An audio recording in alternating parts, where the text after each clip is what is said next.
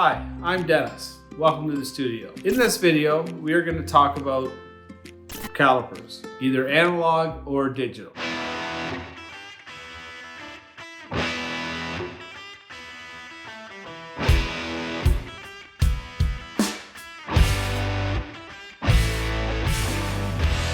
What I mean by analog or digital calipers, an analog caliper is just a standard manual caliper that has engraved numbers on here and has a fine scale that you read here. A digital caliper, like this one here, will have a magnetic scale in here and it has a digital readout. Calipers will come in different lengths, so buy whatever you can afford. This is a 6-inch analog caliper, and I have a 6-inch digital caliper. When I worked as a manufacturing engineer for IKEA, we had calipers that were up to 3 meters long. Most calipers will come either as metric, imperial fraction, imperial decimal, or like the digital caliper here, it can convert between decimal inches and millimeters. Now, in this particular case, this is a combination analog caliper. On the bottom, it reads metric, and on the top, it reads to 1/28 of an inch. Most of the work that we're going to be doing will be, if you're plus or minus a 64th, that is okay in woodworking. I'm making furniture parts, and I'm making custom furniture, so I tend to work exclusively in metric, because that's what I used throughout my career. And I try to be accurate to within 0.2 millimeters, plus or minus. We're gonna go through a couple of things of what you should look for when you're going to be purchasing a pair of calipers. And I'll show you some differences between two different types of analog and two different types of digital calipers. Now, what you see on the table here, I have 4 pairs of calipers. The 2 on the left, analog calipers, which you manually have to read. And on the right, I have 2 digital calipers, which will tell you the dimension that you are measuring. So I'll go through the analog, and then I will go through the digital on what to look for when you're buying a set of calipers. I have 2 calipers laid out here on the table. The one on the left is accurate to 1/1000th of an inch. On the metric side, it will be 0.1 millimeters. The one on the right is calibrated to 1/128th of an inch, or 0.05 millimeters. Now, you're gonna have to determine how accurate you want your calipers to be. The 2 calipers on the table all measure the same way. We have jaws here, which will measure outside dimensions. We have jaws above, which will measure internal dimensions. And we've got this piece on the end for measuring hole and groove depth. Now, when we flip these calipers over, there's 2 very differing features about them. If you notice on this one, it's got a rounded edge right here. The other one has a square edge here, or a flat edge.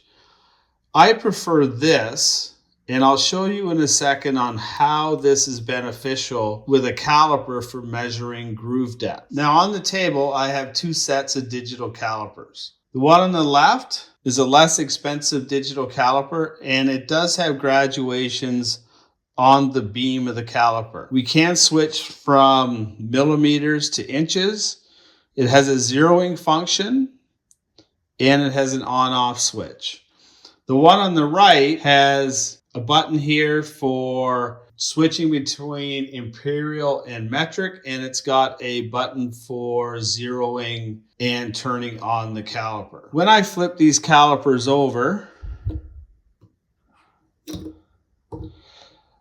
they are very similar. We can measure the outside of an object, the inside of an object, and this one has a flat surface as well as a depth for hole measurements. This one has exactly the same. We're flat here We've got the depth measuring for holes here as well. This caliper here on the right is my preferred caliper, and I'll explain more. Plus it has sentimental reasons because, believe it or not, this caliper I used my first job with IKEA in. This caliper I got in 1984. Now let's talk about what makes a good set of calipers. So I'll just use this set right here. One thing I want to do is I want to make sure when I close the jaws together that there's no gap from the top to the bottom here. If there's a gap, depending on where you position this, it will give you a different reading. When I am using the depth measuring, okay, now you can see here, this might look familiar. It's one of the blocks I have for the stops on my vertical table. Is I can use this end portion to measure this, how deep that groove is. And right now that groove is sitting at 2.4 millimeters.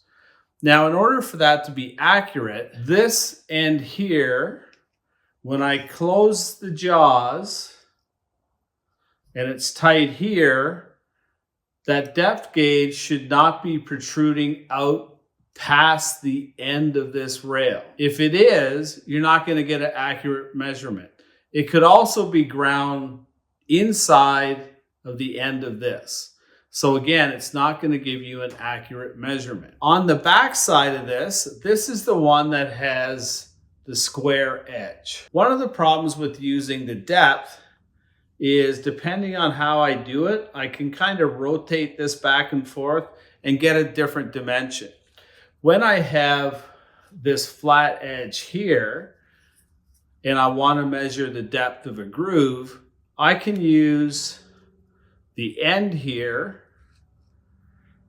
the same way I use the end stop here for measuring hole depth. So this, by using this flat part here, it gives me a lot more accurate measurement. Versus on this one, I mentioned that it's rounded here. I can't use this to measure depth, okay, of that groove. So sometimes the square, in this case, is going to be beneficial for measuring groove depth. Now, if we're using that, we have to make sure the two jaws, when they're closed together, are flush on this end. Now, this jaw actually protrudes 0.2 millimeters past, so it's going to give me an inaccurate dimension because of this being 2.2 millimeters past the face of the other jaw. Now on the analog one, we'll talk about the hole depth. So I've got a piece of material here. So basically, insert the tang into the hole and we're going to take a measurement. Keeping in mind, depending on the type of bit you have, whether or not it's a brad point, a spur point, or a V point on the end, where you measure is going to vary. So you want to always measure your holes based on the critical dimension, which would be the shoulder of the hole. Here we have the first digital caliper. The nice thing about this caliper is it's easy to read. There is a button here at the top. I can switch this from millimeters to decimal inches.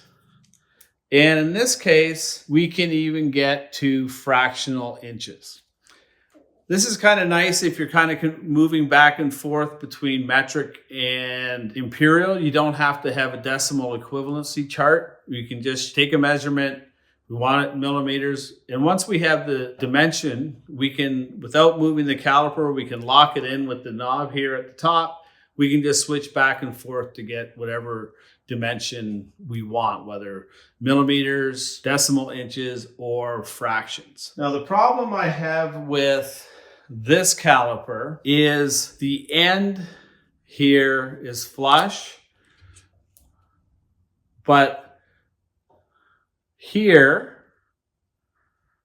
when I close this up, It's actually about 0.3 millimeters inside of the end of the rail. That's easy enough to accomplish because what you can do, the nice part about a digital caliper is you can compensate. So if I know I'm going to be measuring a hole depth, if I put it on the flat surface and push down on the caliper, I can then go and re-zero it and then measure the depth of that hole and be accurate with that. Now, I did mention earlier that this is my preferred caliper. The main reason it's my preferred caliper is my hole measuring is exactly zeroed with the end of the caliper. It's got a flat back here.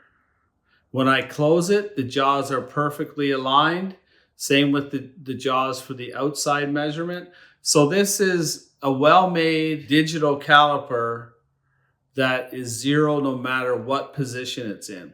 Also, because it's my first caliper from 1984, it has sentimental reasons, and that's why I go to it. I tend to have multiple calipers lying around the shop. When I'm doing a really exact project, I will try to use one caliper for all the measurements for that project. Now, you may get some variation between calipers, so I just prefer having one caliper for all the projects. I use the other digital caliper near my planer and joiner only because that is accurate enough to get my rough dimensions. I hope you enjoyed this video on calipers. I hope I gave you a little bit of insight on what to look for when purchasing a set of calipers. If you enjoyed this video, hit the like and subscribe button at the bottom, and we'll see you in the shop next time.